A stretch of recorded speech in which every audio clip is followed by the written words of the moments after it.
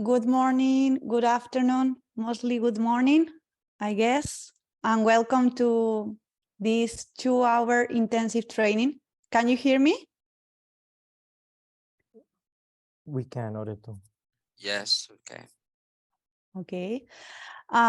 So in this training, getting ready for COP27, background, processes, and opportunities, we would be having with us today Andrés Mogro. Andrés is a senior climate expert at Fundación Avina. He has been participating in high-level climate negotiations for the last 10 years, including Green Climate Fund sessions and subgroups and committees established by the UNFCCC and the COP. He is also an author of a guidebook for climate negotiations, and we are lucky to have him today for this training. So please, Andrés, I will give you the floor so we can start. Thank you. Thank you very much, Oreto. Good morning, everyone.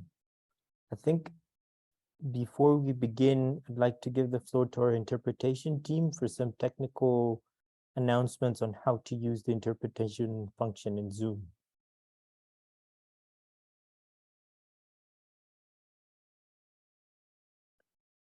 Laura, Claudine? Laura, you can go ahead or I can do it as well. Okay, we've Hi, good morning, everyone. I put the French instructions in the chat, and maybe Oreto, you can follow up with the French.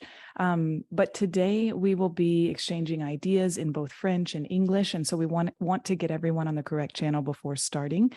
If you're on a computer, what you're going to do is go to the globe at the bottom, click there, choose English, and you should be set. If you're on a phone, it's a little different. You go down to the bottom as well, the 3 dots, language interpretation, and then English. And what you want to do, whether you're English or French speaking, pick a channel and try to stick to that channel. If you're bilingual, you can just leave it off. Now, interpreters talk while they listen. So if you have any sort of headset, even if it doesn't have to be fancy, something like what Andrés is using works well, or a tabletop mic like Oreto is using, go ahead and plug that in so we can make sure and not mess up your important contributions to the conversation. And with that, I'll hand it over to Oreto for French. Merci. Bon, aujourd'hui, on a la chance d'avoir d'interprétation au français et à l'anglais. Normalement, la plupart de la présentation, ça va être en anglais. Donc, si vous préférez suivre l'interprétation, la présentation en français, il y a un outil juste dans le menu en bas qui dit interprétation. Il faut que vous cliquez sur cette logo, interprétation, et vous changez au français pour suivre bien la présentation. Comme on aura l'occasion d'interpeller la présentation, si vous allez faire des questions ou vous allez faire des commentaires, on voudrait vous demander de parler doucement. Comme ça, s'il y a des interprètes qui vont vous interpréter, ça va les aider beaucoup.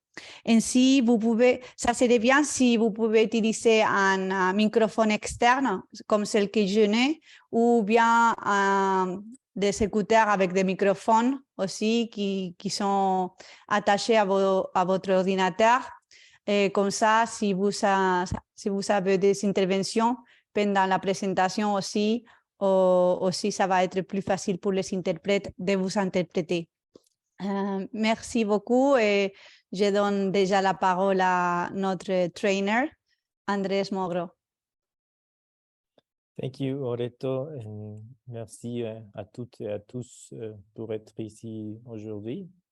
J'aimerais beaucoup faire la présentation en français, mais il fait très longtemps que je ne parle pas français si souvent.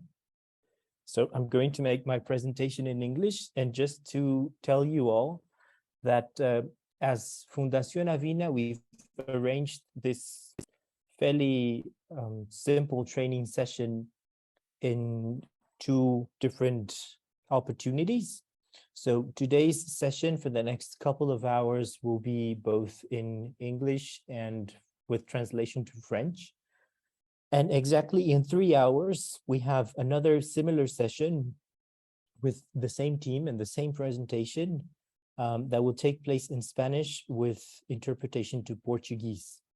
So you must have received and you must have seen in our social media an invitation to both sessions. So if you would like to join either, I know you're here for the English and French session, but just be aware that there's another session as well. And you are welcome to join that one too, or to invite colleagues to join that one as well. And I'll begin my presentation with a couple of announcements. So the first one is that I'm not very good at making PowerPoint presentations. I don't like making slides. So I've made my presentation in a different tool, and I hope that you find it interesting. So my presentation is in the form of a notebook. And there you go. And I've tried also to make this a fun presentation, because the discussion around the negotiations and the UNFCCC and COPs, it tends to become very technical. And I think one of the reasons why we as stakeholders in the Global South have a problem with getting involved in this process is because of its technicality. So I've prepared a presentation, and the way in which I want to deliver this presentation is to go maybe topic by topic, and once I close each topic, anyone is welcome to raise their hand and maybe come in. And once we're done with the presentation, we can do that again. We can have interaction with those of you who have attended here today. So the topic of our presentation, as Oreto already mentioned, and I'm sure you're aware of, is getting ready for COP27. COP27 will be the 27th time that the UNFCCC, the United Nations Framework Convention for Climate Change, meets officially as its decision-making body, the COP.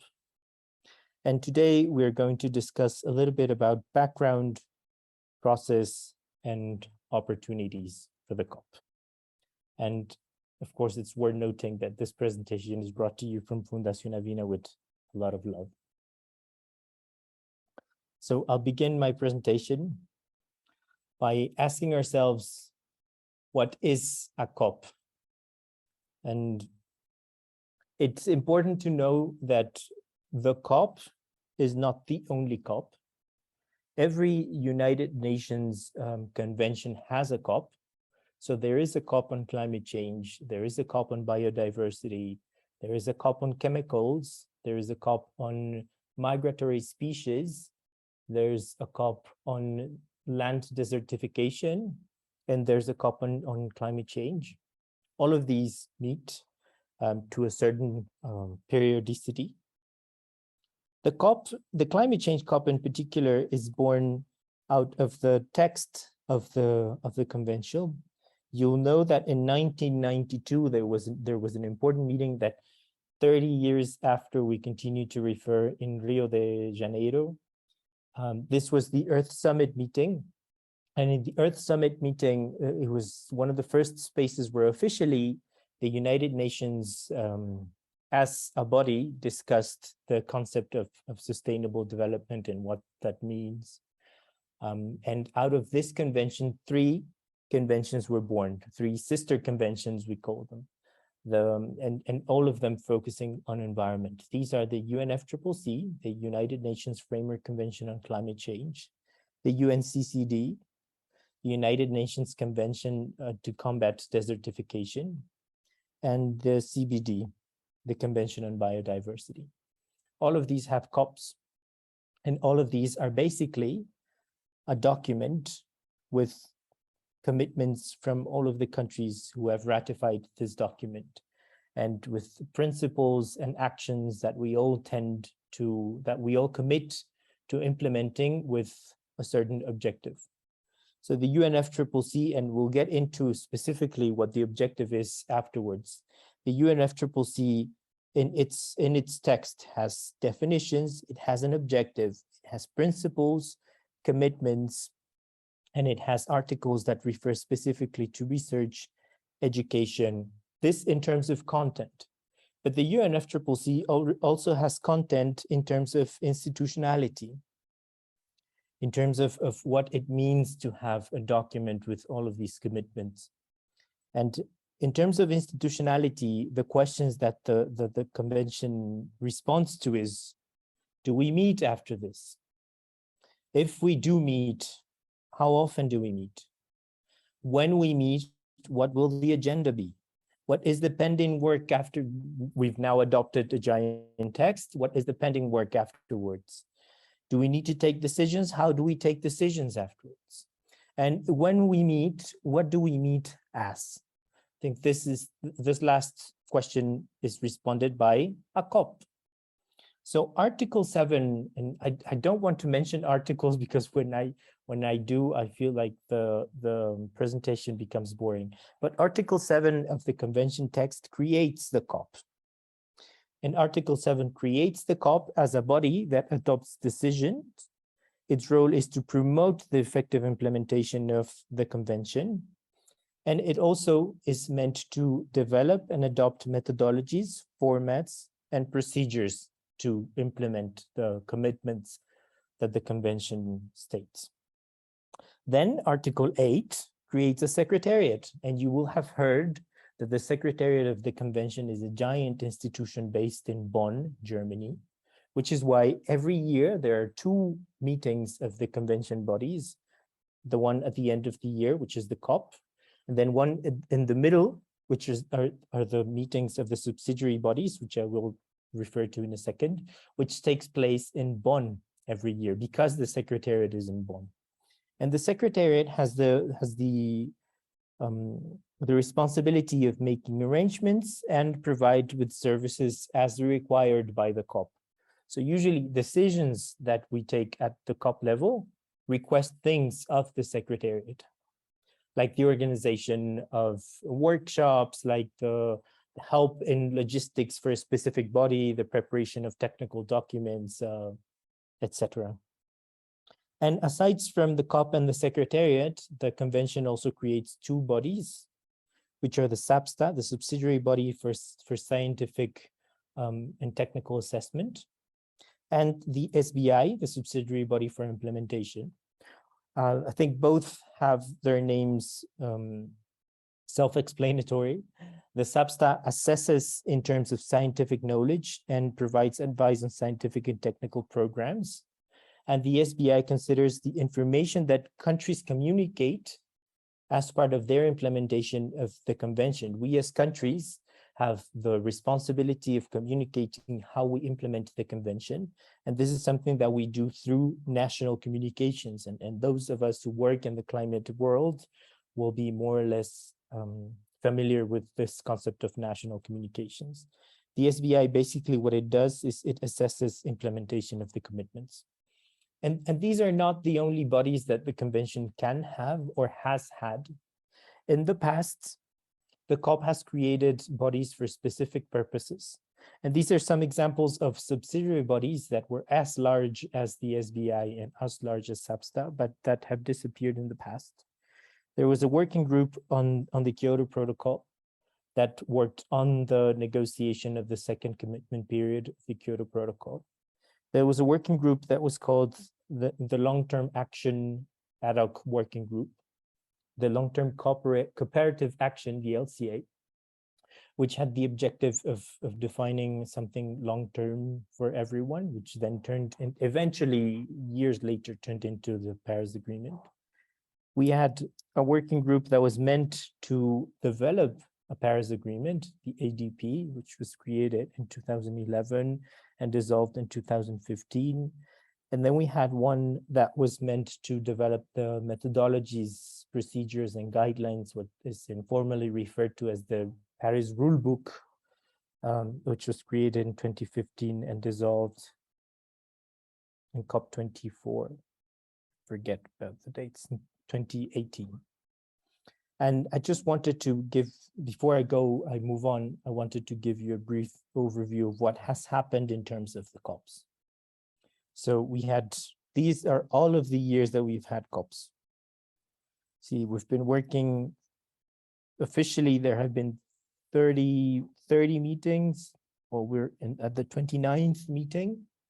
And this will call to your attention because it's the 29th meeting, but the 27th COP. And this is because in some cases, in a couple of cases, the COP was suspended and then resumed. So we had a first and a second part of the same COP.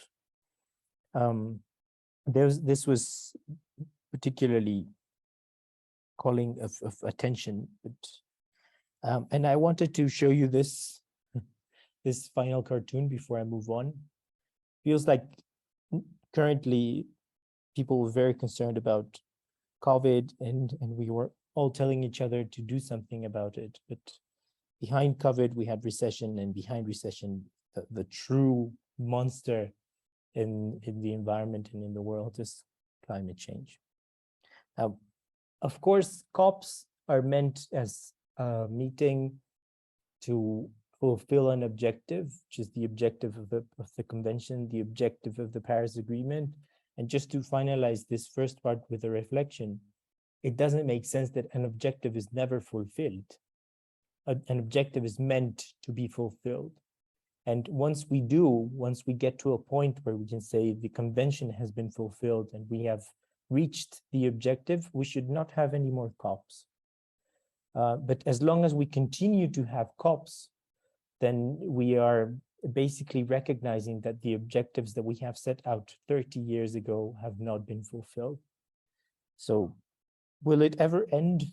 I hope so. I hope we get to a point where we no longer have COPs. So I want to go into the second part of my presentation. The second refers to the phases of the COP. The COP is truly the largest United Nations meeting to date, the climate change COP. It is largest than any of the other COPs that I have put as an example. It is larger than the General Assembly. It is larger than the discussions around sustainable finance. It is the largest UN process. And it hasn't always been so, and I will get into that in a second. It has become the largest meeting in the UN process because it has turned very political, because discussions used to be technical but are now very political in nature, particularly since 2009. Before 2009, the COP was more of a technical conversation. And after 2009, and especially after the Paris Agreement, the involvement of political stakeholders like diplomatic missions and external relations ministries and even presidents has become very common. So in this presentation and in the rest of the presentation, I will focus on the two phases of a COP. The blue phase of the COP is basically what relates to the negotiations and these discussions that you see here around eventually getting to an agreement or eventually reaching a decision that can take place in a formal setting like these you see here, or a more informal setting like the one you see here. It is very common in negotiations to have huddles and to have people talk to each other informally as much as they can. And this is the particular phase of the COP which is most criticized because it moves very slowly. The second part of the agenda is around the green agenda of the COP. And the reason I'm calling these the green agenda and the blue agenda is because COPs have usually the giant exhibition center or convention center where the COP takes place is divided into two different zones for the last years. It has been so. And I will zoom in just to show you what this means. This is the map of COP26 in Glasgow. So in Glasgow, we had a blue zone and a green zone. And the blue zone was the one that is more focused on negotiations, and where these negotiating sessions with the ministerial agenda happens, where the presidents met, where the leaders, as they say in the climate world, were meeting. And we had a green zone, and the green zone is more focused towards what I will show you now. But in COP27, this is the map of what we will see in COP27 in Sharm el-Sheikh. We'll have the same thing. So we have a blue zone, which is in the Lamborghini Exhibition Center. I don't remember the name of the center. I think it's Lamborghini. And next to it, we'll have a green zone. And the green zone will focus on these issues that I will show you now. So the green zone is basically a parallel agenda for those of us who don't form part of the governments and who will not participate in the governmental side of negotiations. And the parallel agenda has a couple of objectives. The first one, and for me, it's one of the most important ones, is activism. And you can see here a couple of pictures that I've taken out of previous COPs on what activism means. I think the green parallel agenda is also meant to pressure governments into action and to call out what is happening in the blue zone and in the negotiations publicly. So this is a very important part of the green agenda and of the non-governmental agenda. A second part of the parallel agenda are pavilions and businesses. And you will see both in the blue and in the green zone, there will be a section dedicated to pavilions. What you see here are examples of pavilions. So pavilions are basically stands, very fancy, depending on how much resources the owner of that stand has, are basically an exhibition center, a convention center, in the traditional sense of the word. So in pavilions, you will either have an opportunity to see things, to make contacts, to showcase things, to organize events, or to distribute material. And these are some pictures that I have taken out of pavilions in previous COPs as well. So you can see this one, for example, the Panda, which is the pavilion of VVF.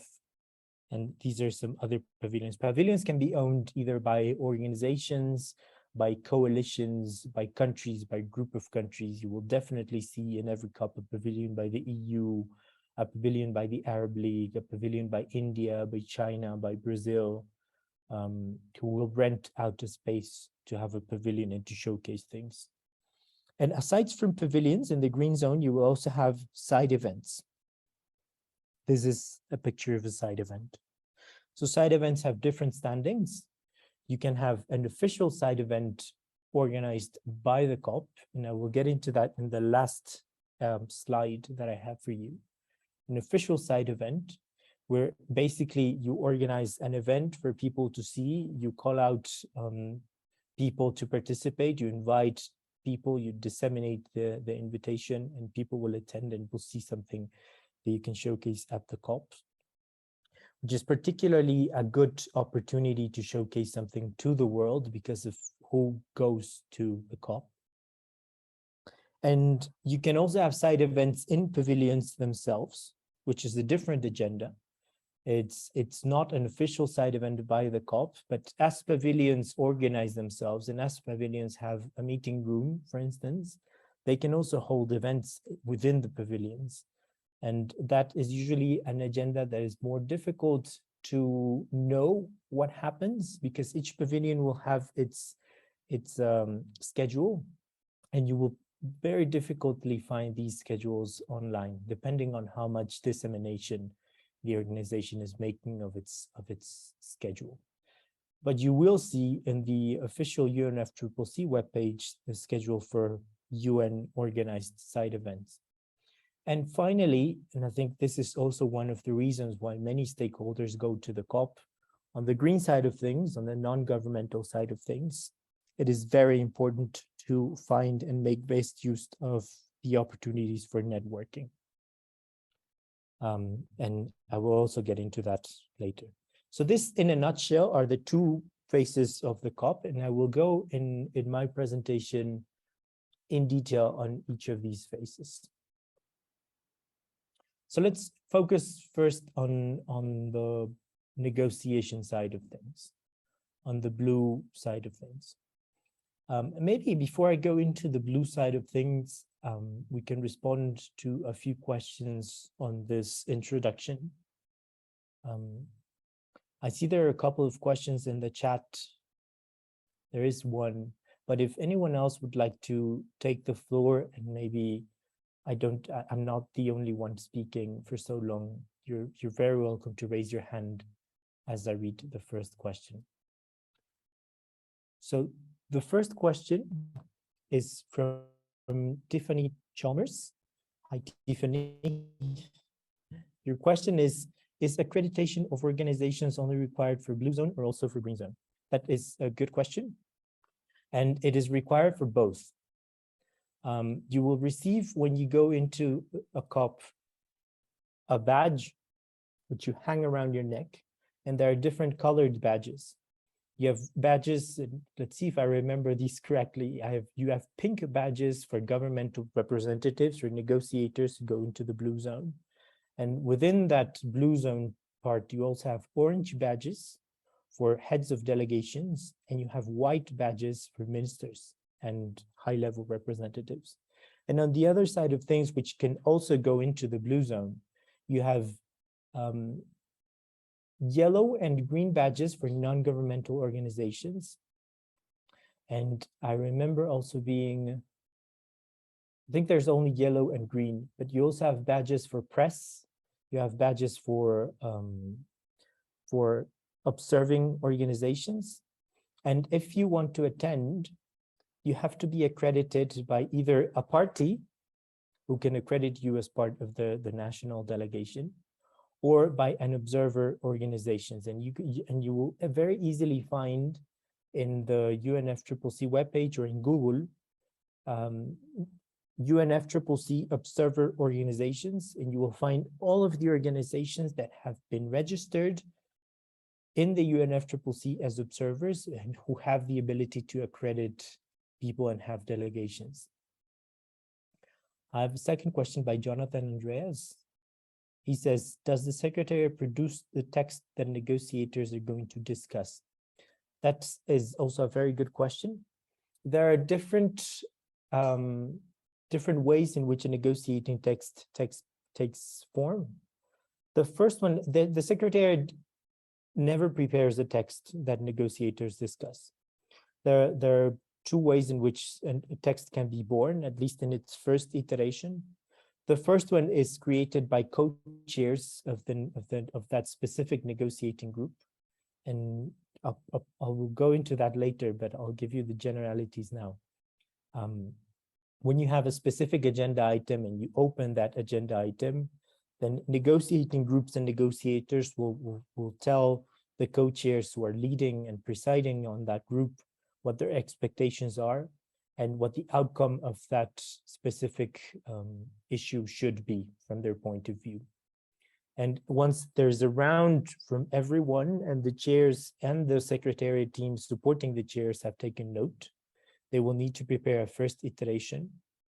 And that first iteration will be shown to everyone by the second session of that specific agenda item. And that's how a text is born, at least in its first iteration, by being prepared by the co-chairs. A second way in which a text can be prepared is when the opening of a specific agenda item is happening, that groups don't not only express what they would wish for that specific outcome to be orally, but that they also submit things in writing. And once they submit things in writing, they would evidently do so in a language and in a form that is similar to a decision text. And then the role of the co-chairs would be to compile. So to compile things, see who is speaking of similar categories and maybe arrange that into categories and then try and push conversations to address each other's proposals. So those are the two questions that we have for now. You're welcome to continue asking questions. Thank you for that, Jonathan and Tiffany. So I'll go into my next slide. So let's focus on the negotiations for a second, the blue zone. And I've drawn here a badge that you will see. Negotiators attending the blue zone will have a pink badge that says party on it. So here I want to go a little bit around the basics of what negotiations are addressing. That is an important question, because it's one thing to criticize negotiations and to say, yes, well, there aren't specific outputs in this last 20 years, although there have been. But it's important to know why negotiators have such a hard time coming to an understanding. And to understand this, what you see in your screen now is actual convention text. So this is the text from 1992.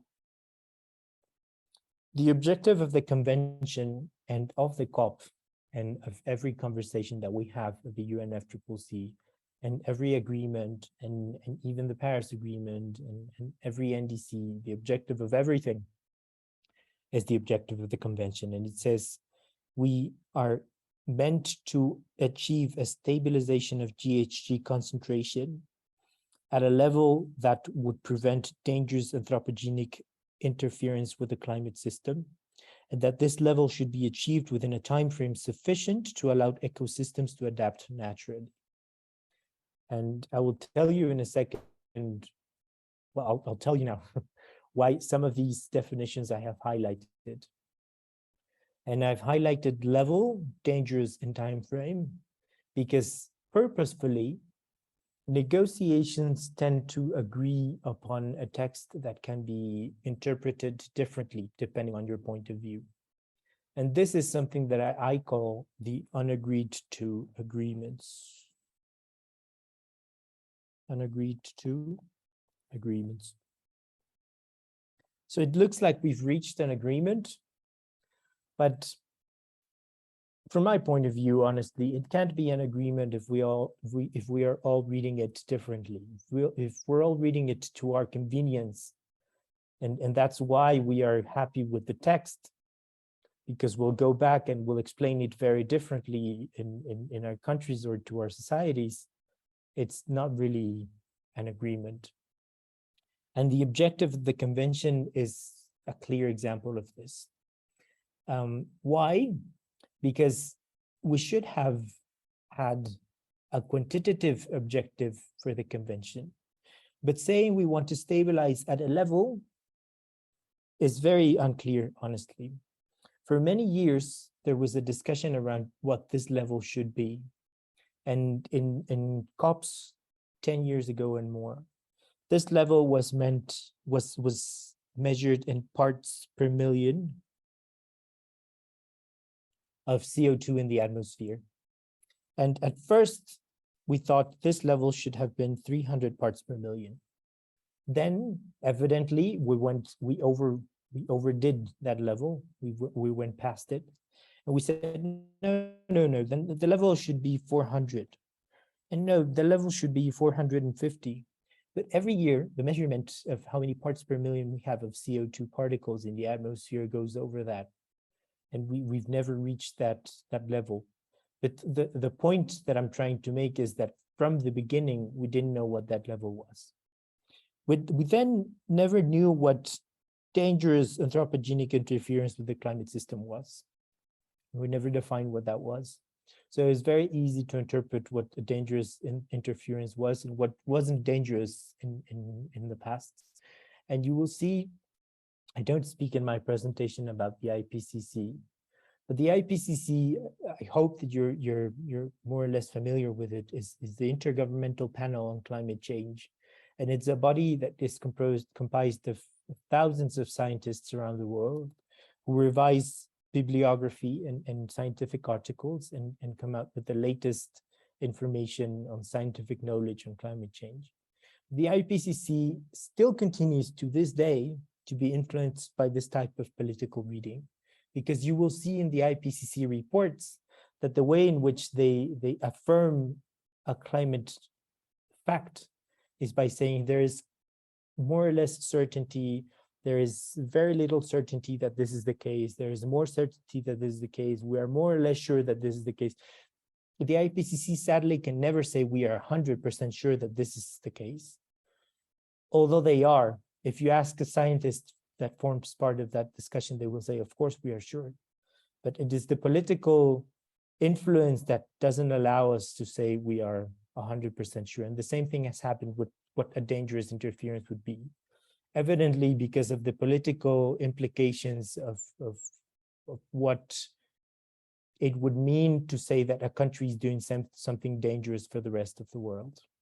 And finally, we never agreed on what a time frame should be.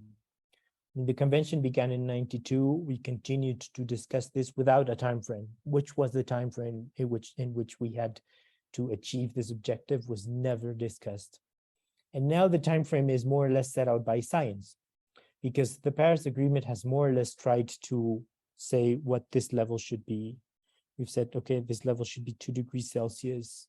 And the time frame is something that the IPCC will tell us. So IPCC, what is our time frame for this 2 degrees? The IPCC has said, okay, if you don't cut down your emissions by half in 2030, you will never get to 2 degrees. So now the time frame is in 8 years. We'll see how we get there. So that around the objective and what unagreed to agreements are. I hope you get my point in understanding that negotiations and negotiating texts are purposely vague sometimes. So the convention also agreed on principles for our work. The first one being common but differentiated responsibilities, CBDR, which honestly, as a citizen in the global South, when we mention this in negotiations, the global North doesn't like it anymore for different reasons. But what this principle says is that developed countries should take the lead in combating climate change and its adverse effects, including taking the lead in mitigation. And that we are all responsible, but to different degrees, on the causes around climate change. You will probably now understand why the global North doesn't like this principle anymore. And this principle has been changed in the Paris Agreement.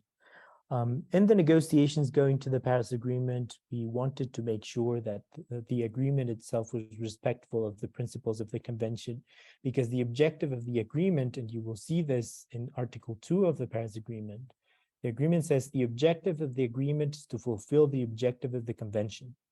That's what it says.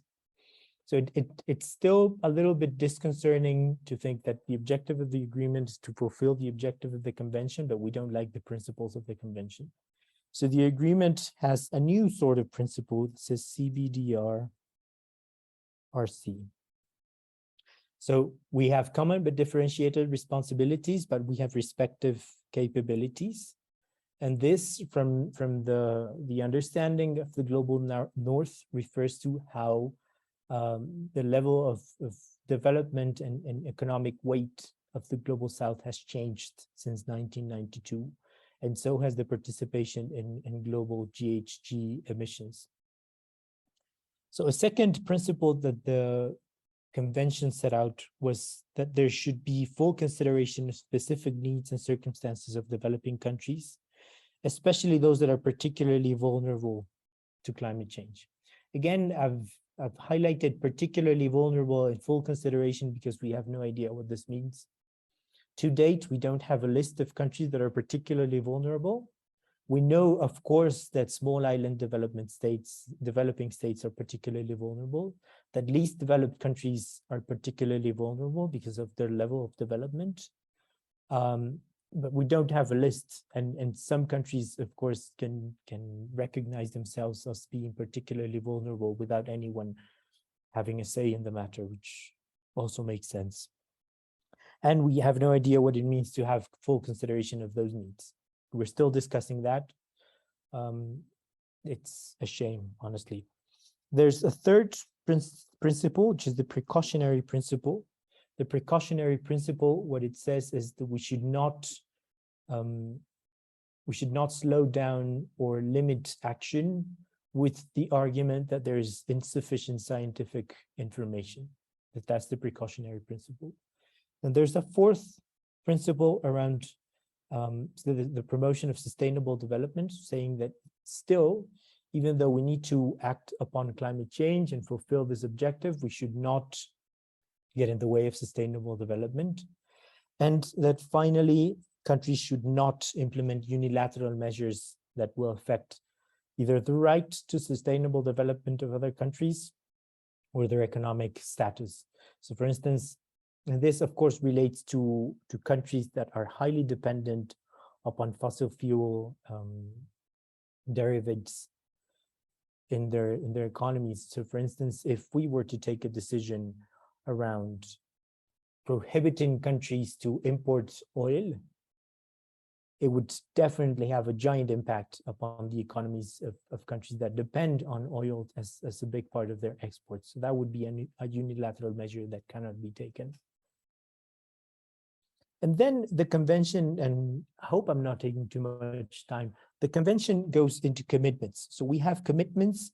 Every country has commitments. These commitments are to create greenhouse gas inventories, to generate mitigation programs, to foster technology development and transfer, to promote the enhancement of carbon sinks, to plan and implement adaptation actions, to promote scientific research, information exchange, education, and to generate national communications.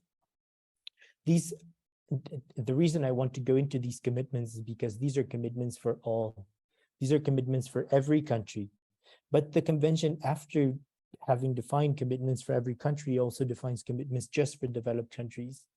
And these commitments are that developed countries should provide new and additional financial resources to meet the agreed full costs incurred by developing countries covered in paragraph 1. So basically, everything that developing countries do with regards to this needs to be covered in terms of agreed full costs by developed countries. This is something that is not happening, that hasn't happened to date. And this is one of the reasons why negotiations have met every year. See, this is the commitment. This is all we have to do. How do we implement this commitment and this link between both? And to make this even stronger, Article 4.7 of the Convention reads, to the extent to which developing countries will effectively implement their commitments under the Convention, so the extent the extent to which we as the Global South can implement those commitments depends on the effective implementation by developed countries of their commitments related to financial resources and technology, and will take into account that economic and social development and poverty eradication are the first and overriding priorities of developing countries. This reads clearly, but it hasn't been as easy to implement. So what has happened since? We've had 26 COPs. We're about to go into the 27th COP. And we have made advances. I think it's unfair to say that the regime hasn't advanced at all. There's been creation of a lot of financial mechanisms which have helped developing countries access climate finance and implement climate action at the local level. We now have, and under this convention, we've created the Adaptation Fund, the Global Environment Fund, the Green Climate Fund, the Least Developed Countries Fund, the Special Climate Change Fund, and the Standing Committee on Climate Finance, all of these related to finance. We've agreed that the basic pillars of climate action, for many years, there was an understanding that the main objective of climate action was to mitigate and to reduce emissions and to focus on mitigation and not discuss anything else. We've agreed that there are 5 basic pillars of climate action, and we cannot discuss only one without the others. These are mitigation, finance, technology, capacity building, and adaptation. So you have action, mitigation, adaptation, and support, finance, technology, and capacity building. We've had commitments in the past. There was a commitment from developed countries to provide $30 billion to developing countries. This was Fast Start Finance from 2009 to 2012, which was not fulfilled. We had developed countries put out commitments on mitigation, which were called Quantified Emission Limitation and Reduction Objectives, CALROs. And we had developing countries putting out their mitigation actions as nationally appropriate mitigation actions, NAMAs. These have now evolved into NDCs, but these were the grandparents of NDCs. And we have created a lot of committees, groups, roadmaps, including the Adaptation Board, the Adaptation Committee, the Clean Development Mechanism Board, the Technology Executive Committee, the Standing Committee on Climate Finance, the Paris Committee on Capacity Building, the Cornavia Work Program on Agriculture.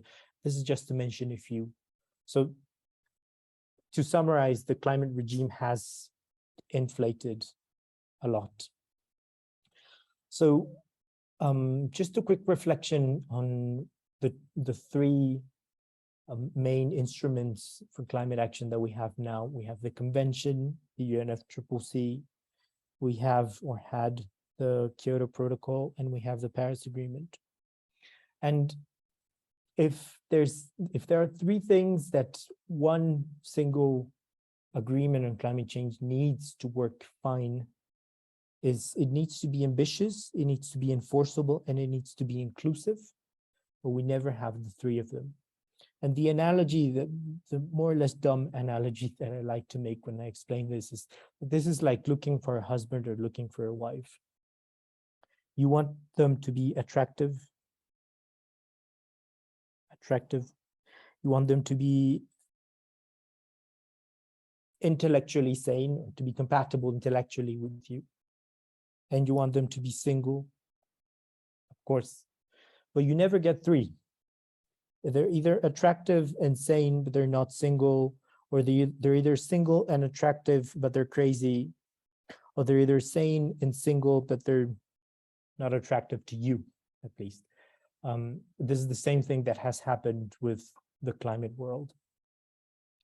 The UNFCCC is ambitious. You will have seen in the commitments that it is very ambitious. And it is inclusive because it has everyone. So the UNFCCC is here, ambitious and inclusive, but it is not enforceable, sadly, because we had very clear commitments and it's taken us 20 years to enforce upon any of those commitments and say, this is something that we're actually doing, particularly on the provision of finance and support. It was not enforceable. We could not make any countries abide by what they committed to. The Kyoto Protocol was ambitious. It was very ambitious because it set out the goals in a top-down approach. It said on the first commitment period, which will take place from 2008 to 2012, the reduction of emissions needs to be 5% below 1990 levels. So it was very ambitious in saying that. The Paris Agreement can't say that. And it was enforceable because countries who did not commit and who did not fulfill upon their commitments had measures taken up against them. So the KP was here. It was ambitious and enforceable, but it was not inclusive because the largest historical emitter was never there, the US. That was the objective of the protocol, was to have historic emitters there. And it was an endeavor by the first presidency, the German presidency of COP1, to have this protocol as an evidence of their willingness to implement the principle of common but differentiated responsibilities and take the lead. But the US was never there.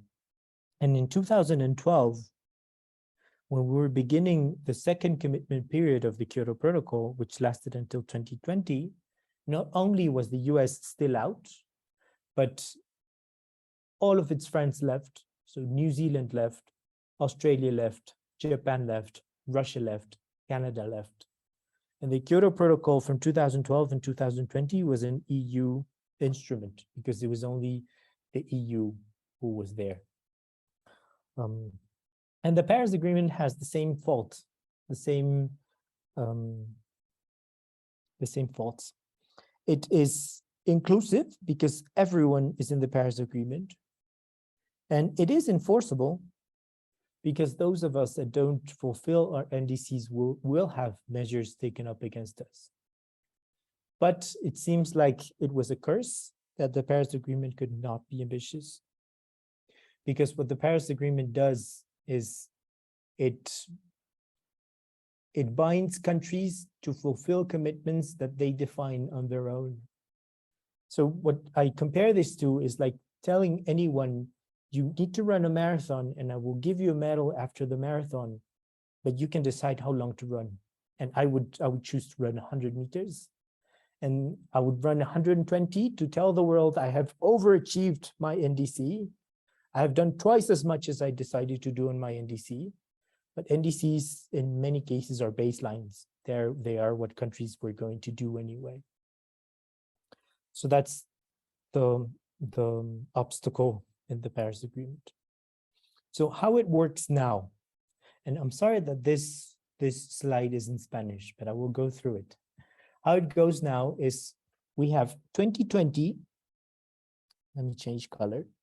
2020 was the year in which the implementation of NDCs began.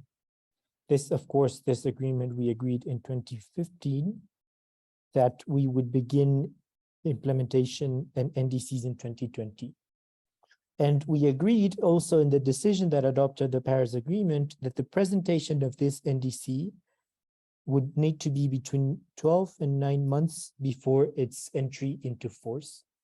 So at latest, countries had to present in March 2019 their NDC that they would implement from 2020 to 2025. And the same thing happens through time. You will need to present at most by March 2024 your NDC for 2025-2030. And by March 2029, your NDC from 2030 to 2035. So there are many things that countries need to be doing in that period of time. The first thing that they need to be doing is to implement their NDC, of course. And an implementation of an NDC is much more complex than it sounds. So in the same period, you have to be implementing NDC 1, NDC 2, and NDC 3. You have to be monitoring, of course, NDC 1, NDC 2, and NDC 3. And you need to be monitoring because you are bound to present reports on how well you are doing in your NDCs. These reports are called the biennial transparency reports. The first one is due in 2024, and then 2 years after that, every 2 years.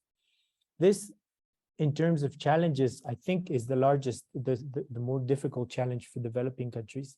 More difficult than defining and implementing an NDC is reporting it. Because what we have done in the past in terms of reports, we have accessed international cooperation for the preparation of reports of national communications and BURs, but none of our countries are up to date. We should have presented, if we as developing countries had been in line with the deadlines, we should be at around, what, 6th national communication, all of us, and also around the 6th or 7th BUR, the biennial update report, but none are there. I think Brazil is the only one who's presenting its 5th BUR. And now we have BTRs, biennial transparency reports, that countries have to present every 2 years. And we'll see how that goes. It's a very complicated endeavor. Apart from biennial transparency reports, countries have to present national communications, which you see here. This number of national communications, 5, 6, and 7, are my interpretations of Ecuador's national communications when they should come. But national communication 4, which should have come in 2021, is not ready yet. It's already a year late. But it is how it is. And apart from that, we also have a process called the Global Stocktake, the GST. This is a process that was created by the Paris Agreement, by its Article 14. The Global Stocktake is a space by which countries meet and assess their global advancement towards the objectives that are set out by science and comparing themselves to science and see how far collectively we are. It's not an objective of looking at either one individually, but more of a collective effort. And in the middle of all of that, you have to participatorily and transparently elaborate your next NDC, build your next NDC. And this is usually, all of these things are usually responsibility of one ministry. And within that ministry of one climate change department in developing countries, it's a very difficult new regime, in fact. And now I'll go into negotiations and what negotiations are and how they work and what they actually are. The first thing that's important to note in negotiations is that the COP is not a single meeting. It is not one meeting. And the reason I'm saying this is because sometimes in the public sector of developing countries, we have limitations in having our political authorities ask why more than one person is going if it's just one meeting. And honestly, delegations of developed countries, I've seen delegations of the US, United States with 300 people. I've seen delegations of big countries in the global north, in the global south, like Brazil with 180 people. But I've also seen delegations in developing countries with 2 people or 3 people. And it's a matter of probably not understanding the scale of what a COP is, or not prioritizing, or obviously not having financial resources to send people to the COP, because going to the COP is very expensive. So it's not a single meeting. Each of these bodies that I've mentioned to you, the COP, which is the Conference of the Parties of the Convention, the CMA, which is the Conference of the Parties of the Paris Agreement, the SBI, the SAPSTA, and I'm missing here the CMP, the Conference of the Parties to the Kyoto Protocol. Each of these has an agenda of around 40 agenda items. So if you multiply 40 by 5, you have around 200 agenda items. And each of these agenda items meets around 6 or 7 times. So you have around 1,400 meetings just on negotiations and just on formal meetings. This doesn't count for informal meetings or group coordinations or any other spaces. So it's not one meeting. It's, in my calculations, I've calculated around 3,000 meetings that happen in a COP. And it's impossible to be in every one of them. You have plenaries, and I'll go into what a plenary is. You have contact groups, informal negotiations, informal negotiations. It's a funny name, but that's the name, and they are not informal at all. You have negotiations outside of the process, and the objective of all of these conversations is to agree to a binding decision. I'll show you some pictures of what these meetings actually look like. And these are the stakeholders that participate in the blue zone negotiations. You have government representatives, which we call party delegates, NGOs and youngos, the NGOs of youth and non-governmental organizations, indigenous peoples, observers, and media. Of course, actual negotiations are monopolized by this first group, but the second group, the second, third, and fourth group provide pressure and apply pressure to negotiators and to governments for an ambitious outcome. And before I go into the actual meetings, I just want to quickly tell you what the negotiating groups are in a blue zone. So in negotiating groups, you basically have 2 big groups. You have developed countries and developing countries. Developed countries are around 45. Developing countries are around 145. And even so, numbers don't really mean much when in negotiations, because it depends very much on political pressure and on the ability to negotiate. Within developed countries, you have the umbrella group, or the UG. The umbrella group are basically the United States and its friends. So it's the US, Russia, Australia, New Zealand, and Japan. You have the environmental integrity group, which are Switzerland, Monaco, Liechtenstein, South Korea, and Mexico. And you have the European Union, which are the Europeans. And in the developing countries side, you have the largest group, the biggest family of developing countries. Those of you who will participate as negotiators need to articulate with this large group, the large family. Sorry, just a second.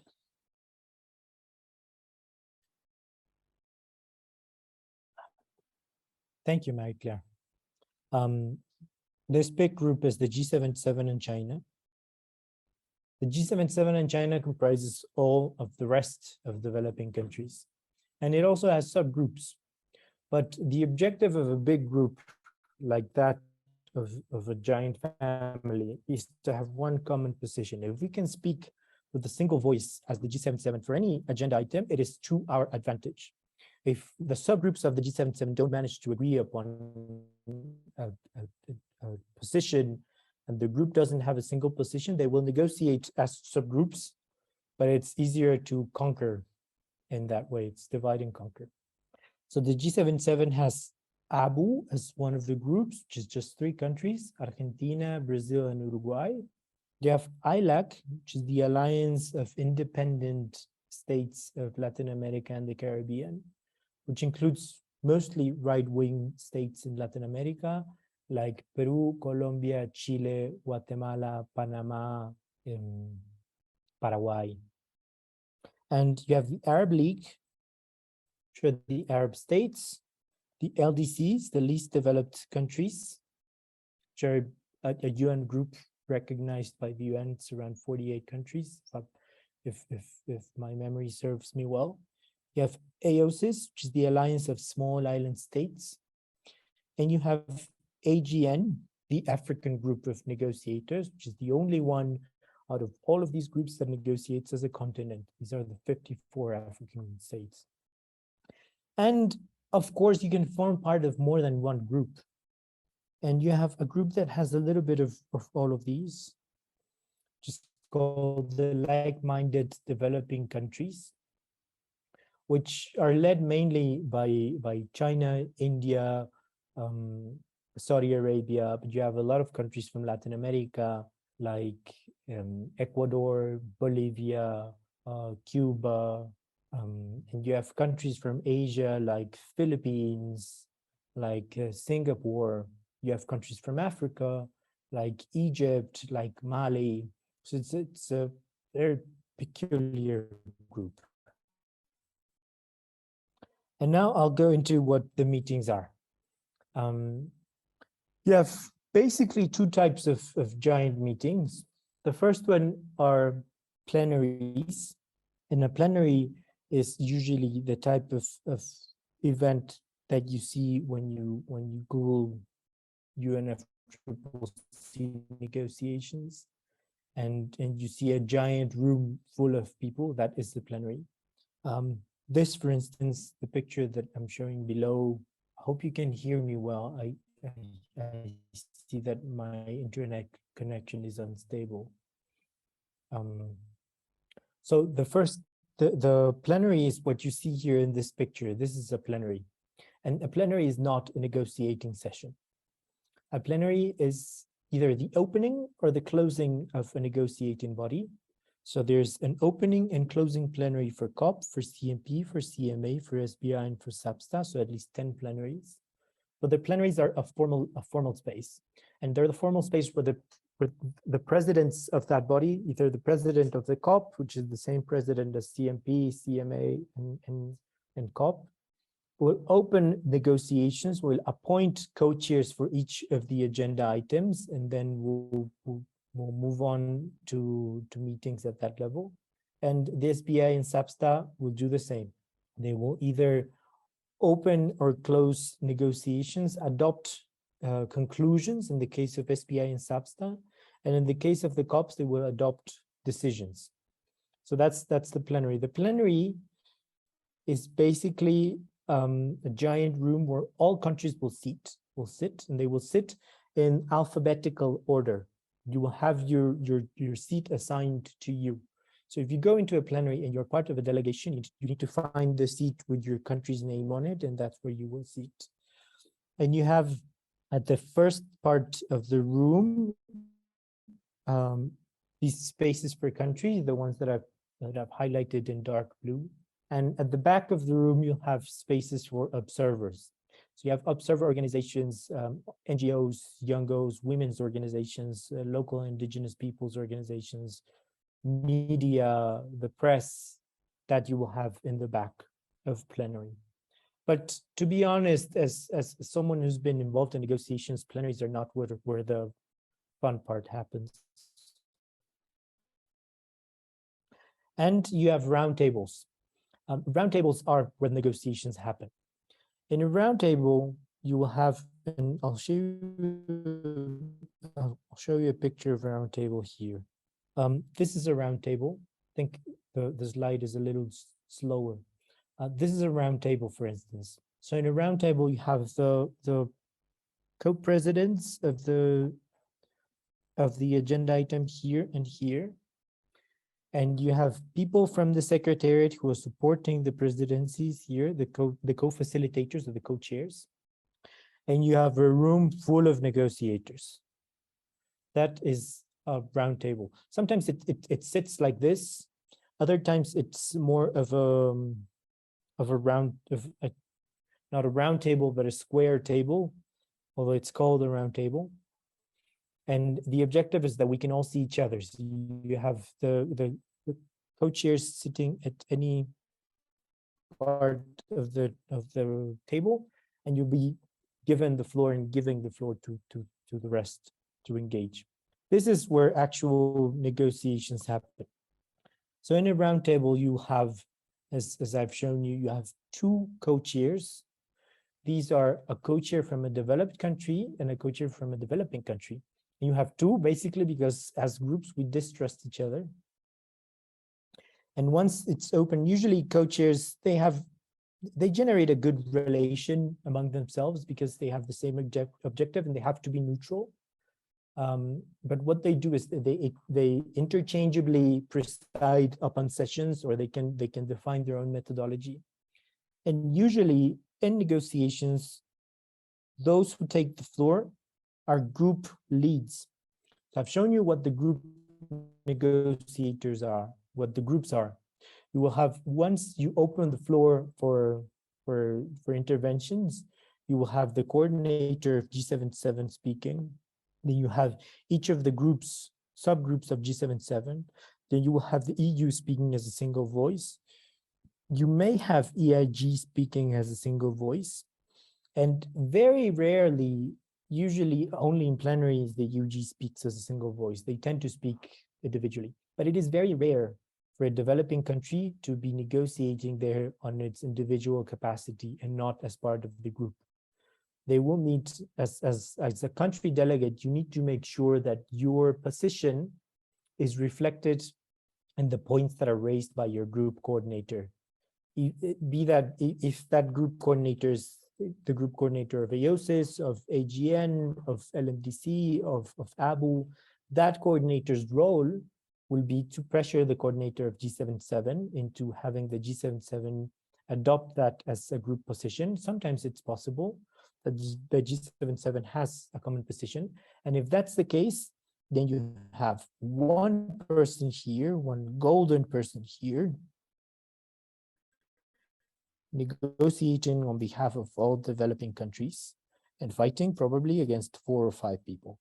And when the subgroups or the parties within G77 take the floor, they can, of course, it will be to support their coordinator. And they will begin by saying, we support what our coordinator has said, and we would like to add upon this, the following things. But you can never contradict your group lead, because you have group coordinations to that end. So you have informal meetings that can look like this or this, or you can have even more informal meetings that look like this. That are huddles basically of negotiators trying to solve things that haven't been solved. So this is a picture of a huddle. And now I want to quickly the agenda for the COP. I hope you're finding this interesting. So the COP, this year's COP will be a very long November. For people who attend negotiations, you will need to be at Sharm el-Sheikh probably on the 1st of November, and you will be leaving either on the 19th or the 20th, but it will be a very long month. Before I go into what the month will entail, let me just say that negotiations and COPs are a very tiring space.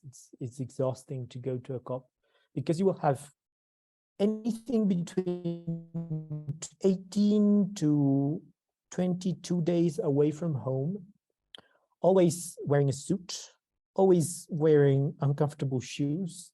And the reason I'm saying this, it might sound funny, but in a COP, in a convention center, you walk a lot. You walk a lot. A couple of years back, when I got one of those watches that counts how long you walk, I was at COP24, and I had days where I walked 15 kilometers in one day. The average was 9-10 kilometers in one day. But walking 10 or 15 kilometers in uncomfortable shoes for many days at once will begin to take a toll on you, and it will change you psychologically and in terms of your mood to continue working. It will get you angry. So what I've done, and this is my recommendation, my honest recommendation to you, is take shoes that are as comfortable as possible, maybe even sneakers. I used to wear my suit with sneakers, just regular running shoes, and nobody would care. But it's a factor, definitely a factor. You will have very bad meals at COPs, and they'll be very expensive. You'll have bad nights because you have days where you have to be at the convention center at 7:30 or 8 a.m. and you leave at 8 or 9 p.m. So doing that every day with no days to rest will result in a lot of bad nights. So there's 12 to 16-hour days for many days that end. So a COP is a hard space. So what the agenda looks like. So the 2nd and 3rd of November will begin with subgroups coordinations. So the subgroups that I've mentioned to you, UG, EIG, EU, LMDC, G77, AOSIS, LDCs, ABU, AGN, ILAC, they will all meet in person to prepare for the COP. And they will meet in person to go over the agenda, what our expectations will be. We need to appoint leads for each of the issues, and we need to provide those leads with inputs. And then those leads will go into a G77 in China coordination, which is the big group coordination. That will happen on the 4th and the 5th. And of course, this also counts for coordinations of developed countries, although developed countries meet each other more often during the year than developing countries, at least the climate negotiators. So that is an advantage. And then on November 6th, we'll have our day one. So day one of the sessions is usually opening plenaries or high-level events or ministerial or presidential rounds. That's the day one. It's usually very little negotiations, but just formal opening of negotiations. And then you'll have your first week of negotiations. These negotiations usually happen between 9 and 7 p.m. Official sessions cannot happen before 9 or after 7. Informal sessions can, of course. So you can either meet with your delegations or meet with anyone before 9 and prepare, or meet with anyone after 7 and also prepare. All negotiations will have a break between 1 to 3. But between 1 to 3, you either have group coordinations or you have side events. So you have to have a quick lunch while you run.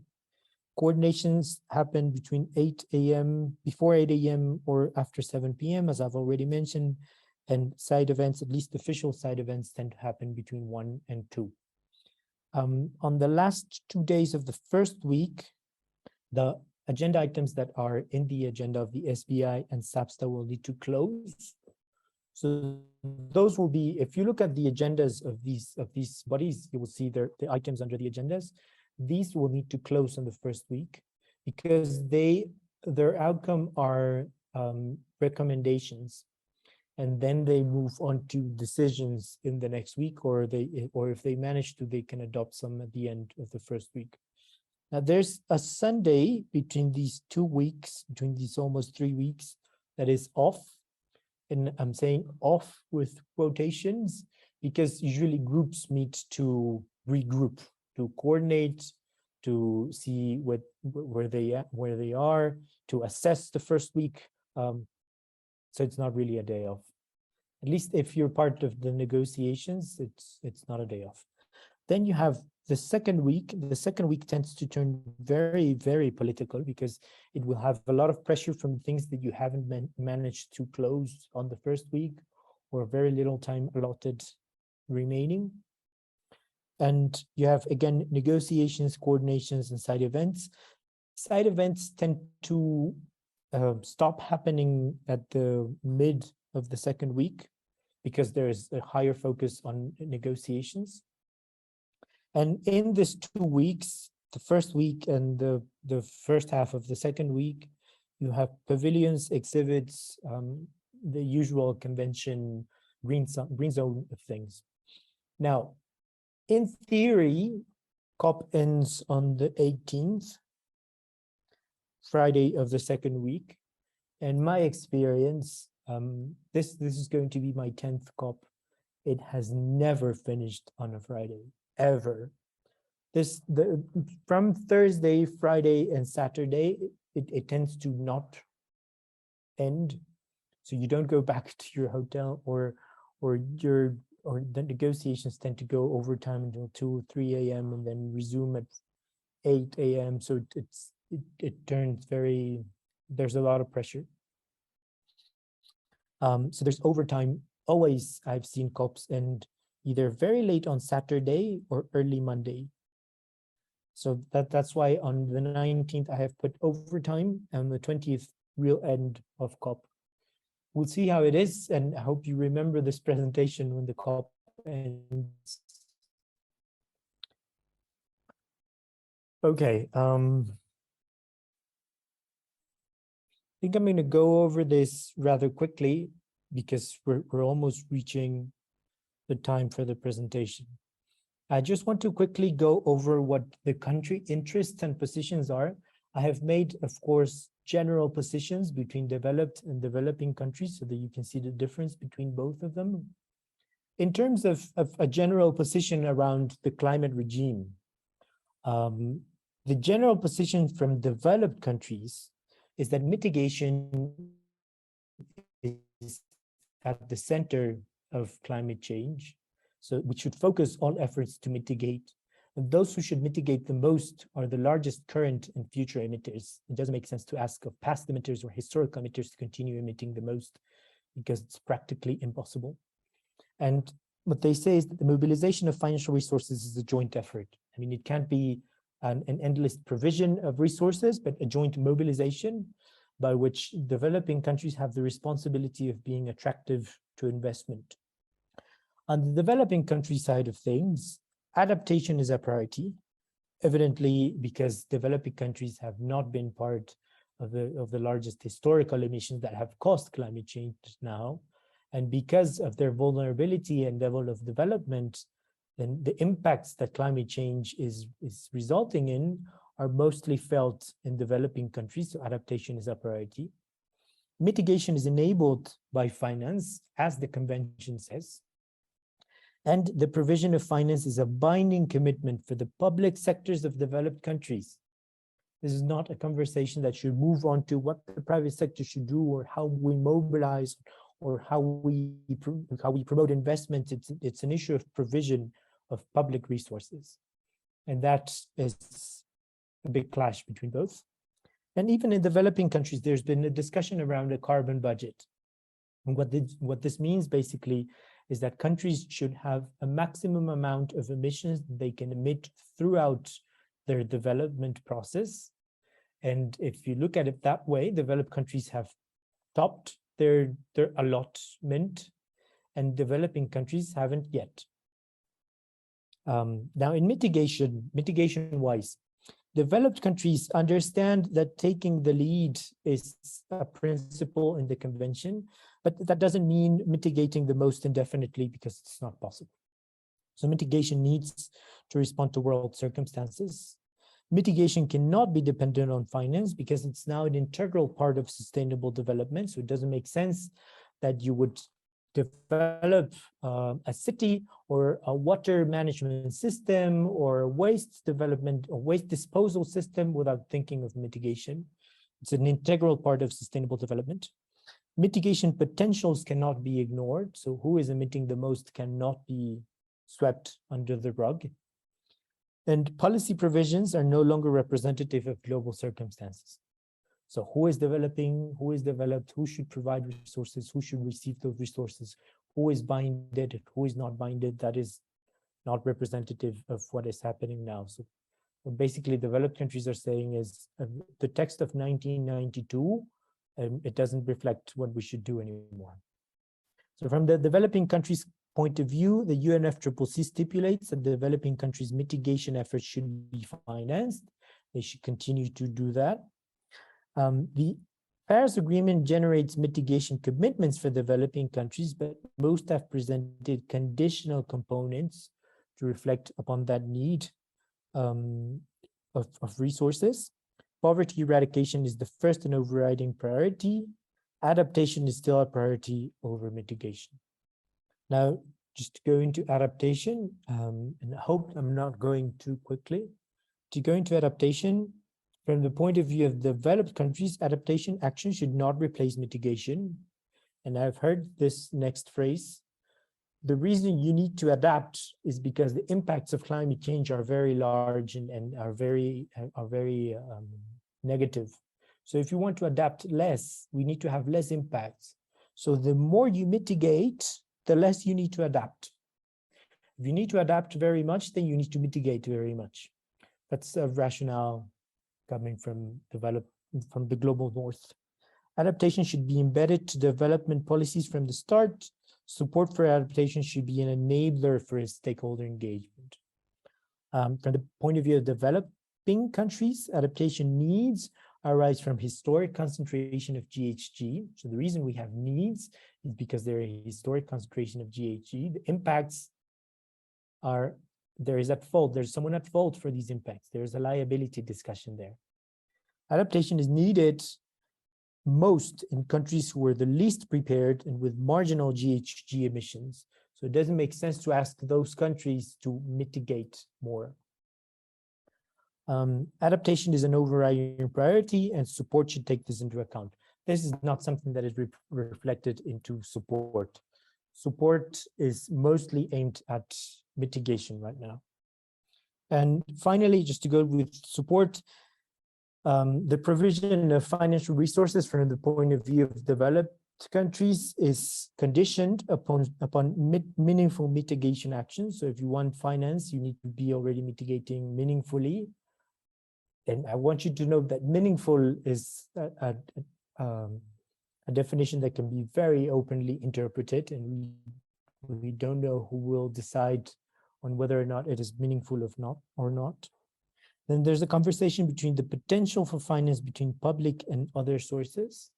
These other sources tend to be larger, but tend to also generate debt. There's a shared responsibility. So developing countries should work on their enabling environment, so become sexy for investment. Otherwise, it's your fault that you're not receiving resources. And then there's an open conversation as to those who need it and those who are in a position to do so. Before in the convention, those who received financing were developing countries and those who provided were developed. Right now, the Paris Agreement has opened that Pandora box. So those who provide finance are those who are in a position to provide finance. And some developed countries have said we are no longer in a position. And those who need it are those who, I don't know who decides those who need it, but we've had developed countries saying we need it. So it's been opened, that door has been opened. From the developing countries' point of view, finance should be binding, quantifiable, new, additional, public, concessional, predictable, transparent, focused on needs, prioritizing grants over instruments that generate debt. So there are a lot of things that we're pushing for in finance and that sadly aren't happening. And I'll begin to close. I hope we haven't lost people. I'm speaking for a long time. So delegations who attend the COP will need to prepare something, can prepare, it's not mandatory, some do, some don't, a document that is called a national position. A national position is basically an official document where, as a delegation or as a government, a country assesses what is going to happen in the COP. They will talk about what their general desired outcomes for the COP will be. It needs to be validated politically. It is, of course, just a guideline because in the exercise of negotiations, countries will need to meet halfway. They need to prioritize because delegations cannot follow every issue unless you have a 300 people delegation, then you can, of course. And it needs to take process and steps into account. You can't have a national position that says we need a fund for oceans to be created this year, because it doesn't work like that in the COP. It probably would take 10 years to do that. Negotiators will need to have technical knowledge to participate. These knowledge relates to national circumstances on climate change, negotiation updates and status, and mostly they will be public servants or public work in the public sector. They also need to have, this is more of a reading from me, they need to have a spark that allows them not to get nervous in public, to relationships, to be eloquent, and to have a commitment to attend the sessions. Because as I said, the sessions are very challenging and very exhausting. And finally, I'm closing this first part on the blue zone, and the green zone part is less long, on how to take the floor. How do you take the floor in negotiations? First, you ask for the floor. The way you ask for the floor is you will have a nameplate with your country's name on it. That's called a flag.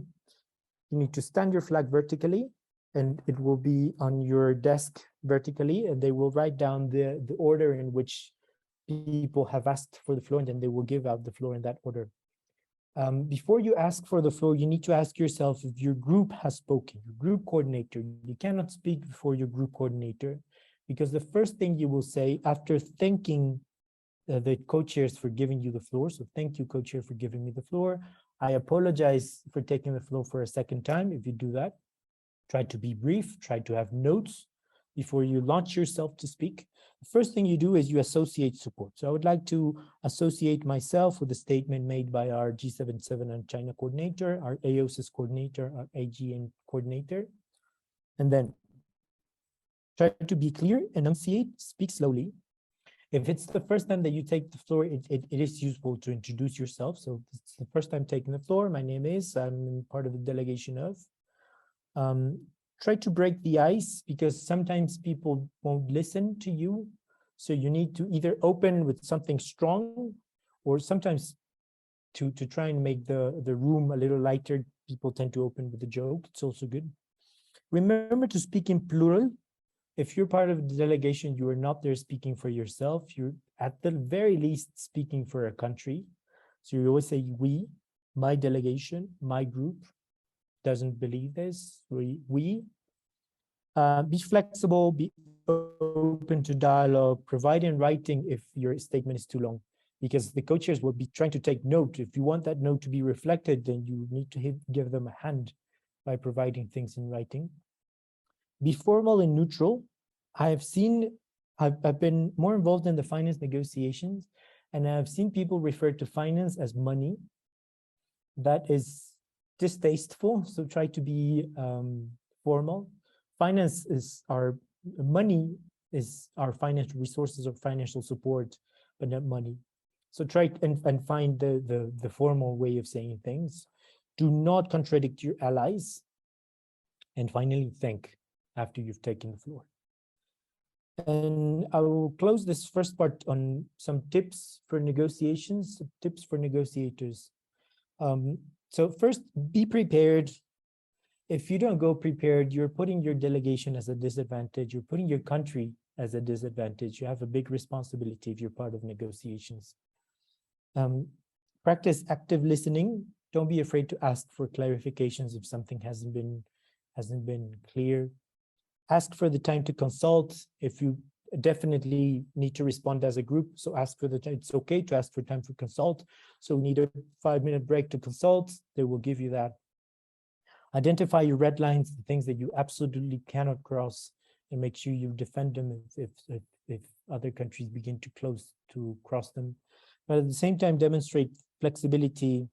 If you've provided with a proposal, ask your counterparts to react to your proposals and don't reject theirs straight away. Remember that the objective is to find bridging proposals. Identify interests and try to address those interests. Build personal relationships with everyone. Don't try and demonize people, because everyone are just people. Don't go as a note taker. Please don't go as a note taker. Try to participate, try to ask, try to engage, try to learn, and next time you'll be stronger. And support and seek support and allies. And finally, some challenges for developing countries. These are difficult to overcome. The first one is that negotiations happen in a foreign language.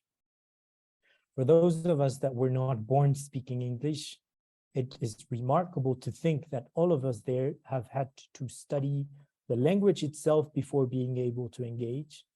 And usually the global north hasn't had to do that. And that puts them at a very big advantage. Be aware that there are pre-existing relationships. People know each other many years. They will have lunch with each other. They will make jokes with each other. Even, of course, developed and developing countries, they know each other. The delegates, I have very good friends in the global north, although in the negotiating table, we don't get along very well. Then we leave. When we get along, we speak about our families. And it's sometimes difficult to get into that circle. So try and get into that circle. The setting can be intimidating, because I remember first going to the COP, being very young and very aware that my salary was a 60th part of the guy who I was fighting with. So it can be intimidating, and you have to speak in front of 400 people and your face will appear in a giant screen. It can be intimidating. There's a lot of technical knowledge to be aware of. In the negotiating text, there tends to be a repetition of what has happened in the past. And if you're not aware of what has happened in the past, you can interpret that repetition as an achievement, and it's not an achievement. There needs to be, of course, a calling in yourself to participate in these sessions, because it's very complicated. And finally, those who participate need to be public servants. So sometimes you can have a perfect person to participate who's no longer a public servant, and they won't be able to be there. And I'm closing with this final slide on the green zone, back on the green zone. I'm sorry I have taken so long. So the green zone, if you're not going to negotiations, how do you want to make use of the COP? I've created a very simple chart to ask yourself a couple of questions. If you're not going to negotiations, what do you want out of the COP? So ask yourself, do we want to make contacts? If you're going to the COP to make contacts, and have that be your objective. Pursue that objective. And to pursue that objective, first, prepare contact information. Make sure you have a website, you have presentation cards, you have printed information. And if you do have printed information, make sure you find the space to use that. Contact other people in advance, or other organizations in advance. Definitely you will have the COP representatives of all bilateral cooperation agencies, international funds, NGOs. And so contact people in advance, ask them if they're going to be at the meals, arrange meetings. Make sure you analyze who's there. I've provided here 2 very, very small links, but I won't go to those around the official side events. official side events of the COP and official exhibits at the COP. So the list of pavilions, the list of side events, make sure you take a look at that and identify where you want to be, who you want to talk to. That's very useful. And if you do want to know people, ask yourself also, can we invest to get to know people? So maybe host a cocktail, a dinner, invite people to that. It will give you a chance to have more people sitting on the table, looking at you, maybe a brief presentation that would be very useful. A second question you can ask yourself if you're going to the COP is, do we want to evidence what we do at the COP? If that's your objective for the COP, then find spaces to evidence what you do and to showcase what you do. The first of those spaces can be submitting a proposal for a UN side event, an official UN side event. This was closed in June. And it will happen next year. So you can submit a proposal for a side event, but it happens very much in advance of the COP. You can submit a proposal for a pavilion event. And if you want to do that, you need to identify allies who will have a pavilion, who of the agencies or organizations or institutions or people I work with will have a pavilion, and then ask them, are you going to have an event? Can we have an event in your pavilion? That's useful. You can also have your own space, have your own pavilion. This is not something you can do at COP27, same as UN side events, because you do it very much in advance. But you need to contact, you need to have budgets, you need to have logistics, you need to have material for your pavilion or for your own space.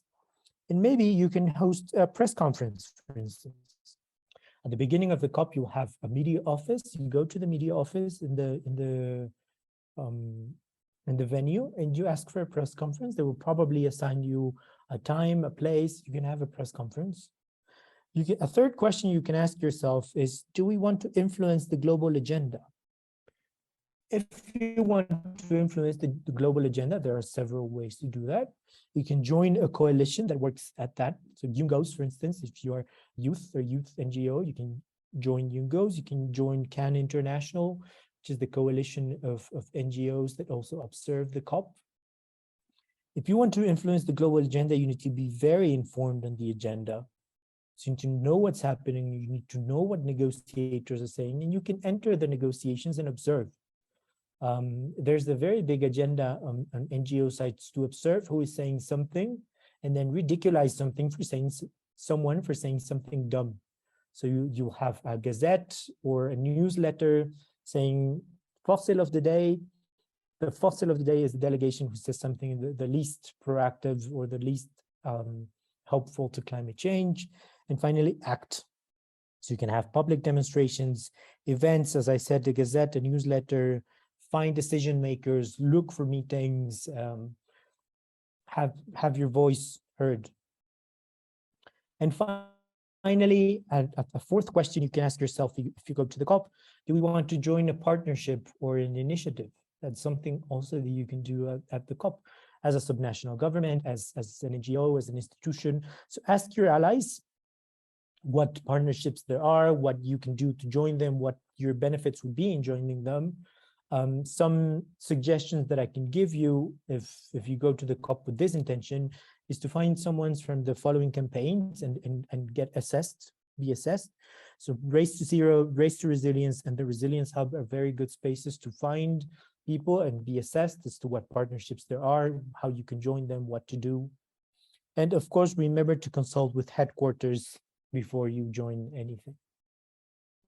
And I will leave my presentation at that. I know it's been very long. I hope it's been interesting to those of you who have participated.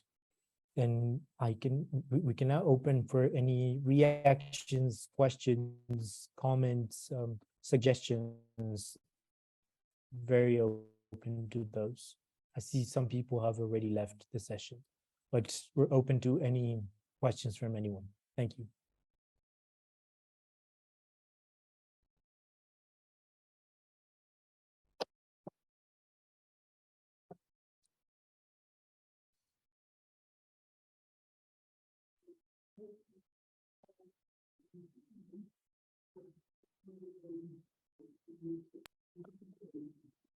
I think Javier Dávalos. Hello, Javier. Hello, thank you, Andres. Very good presentation. It's not the first time that we are sharing a space, and I am impressed about all the knowledge you have from negotiations and the way you are sharing your knowledge with us. I would like to ask about this year items of negotiations.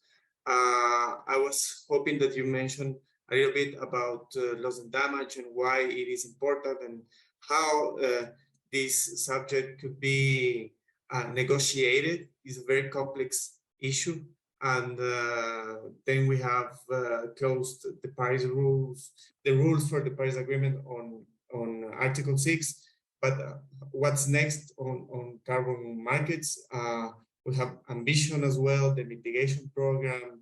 So a lot of issues for this year negotiations. And I would like to listen your perspective on that. Thank you. Gracias, Javier, and it's good to see you here. It's a very difficult question you ask, and I think it would take a long time to respond, but I'll just highlight two of the issues that I see important for COP27. The first one marks the 9th year that loss and damage is an official issue under the negotiations ever since COP19, where we created the Warsaw International Mechanism on Loss and Damage. There's been a conversation as to what we do and how do we address loss and damage. And there are very different points of views from developed and developing countries. And I probably should have added this in the comparison table. I'll update it for next time. So on loss and damage, developing countries understand that loss and damage is already happening,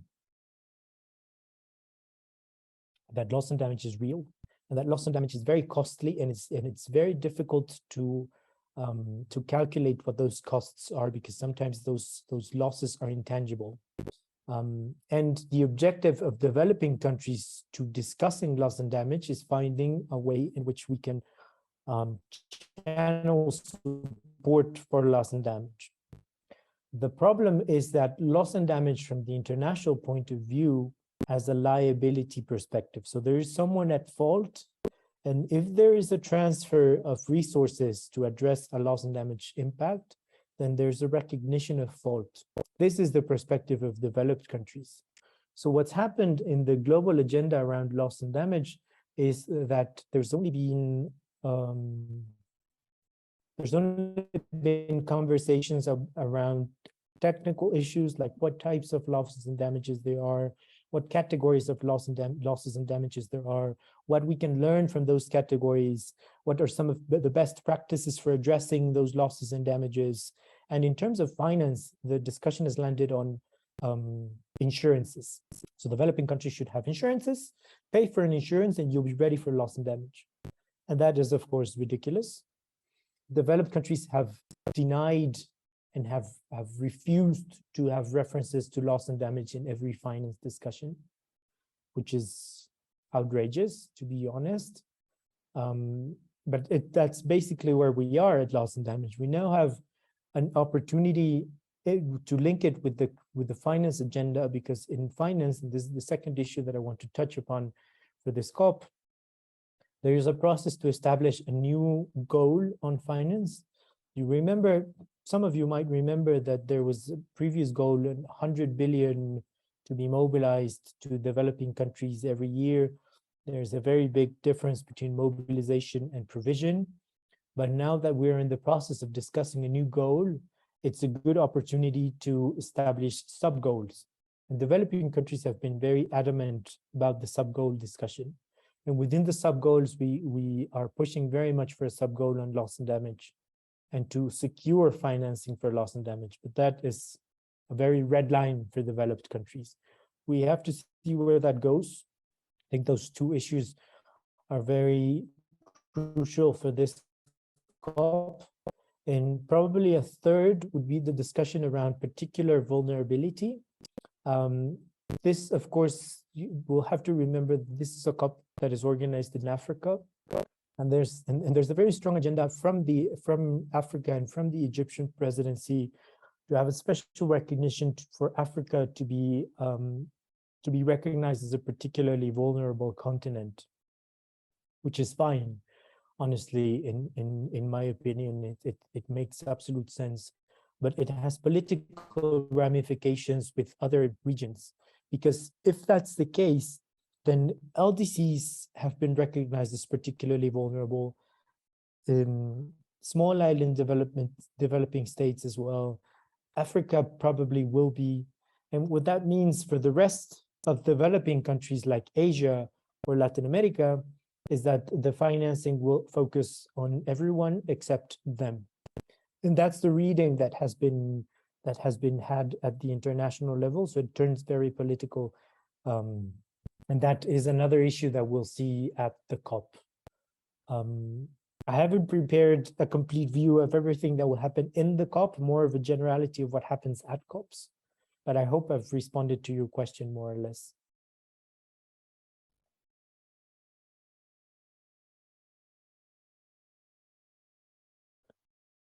Okay. Are there any more questions?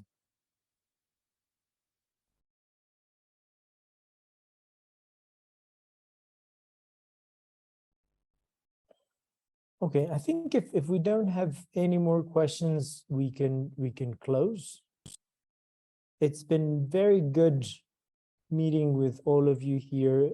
We honestly hope at Fundación Avina and Input South that that you have found this session helpful and useful.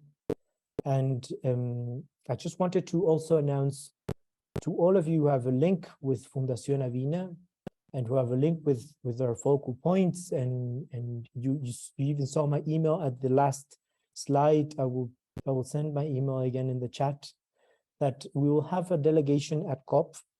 And before the beginning of each session at COP, which, as I told you, begins at 9, we'll have an open session at 8:30 every day at the food court, probably, but we can confirm that consulting bilaterally.